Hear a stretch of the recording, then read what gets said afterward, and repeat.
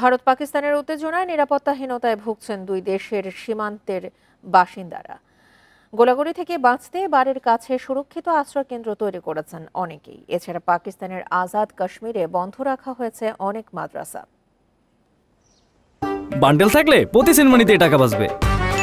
বিকাশ send money bundle কিনে জিতুন প্রতি লেনদেনে। পাকিস্তান সীমান্তের কাছে ভারতের জম্মু কাশ্মীরের বারমুলা জেলার একটি ছোট গ্রাম উরি। পেহেলগামে সন্ত্রাসী হামলার পর থেকে আতঙ্কিত সেখানকার বাসিন্দারা। প্রায় 2 সপ্তাহ ধরে জম্মু কাশ্মীরের নিয়ন্ত্রণ রেখার কাছে নিয়মিত গোলাগুলি করছে ভারত ও পাকিস্তানের সেনাবাহিনী। এতে নিরাপত্তাহীনতায় কাটছে উরি গ্রামের বাসিন্দাদের।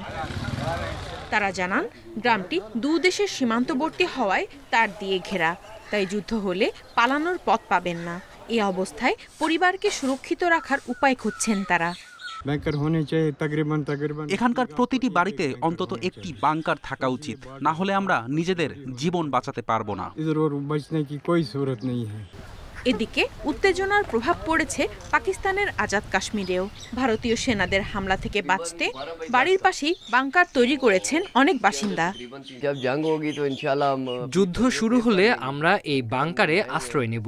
টিনের ঘরগুলো আমাদের গোলাগুলি থেকে বাঁচাতে পারবে না। দেয়াল ভেদ করে মর্টারগুলো ভেতরে ঢুকে পড়বে, তাই বাংকারে নিরাপদ থাকব আমরা। এছাড়া ভারতের সম্ভাব্য সামরিক পদক্ষেপের আশঙ্কায় বন্ধ রাখা হয়েছে আজাদ কাশ্মীরের মাদ্রাসাগুলো। Nadia Tabassum, independent news.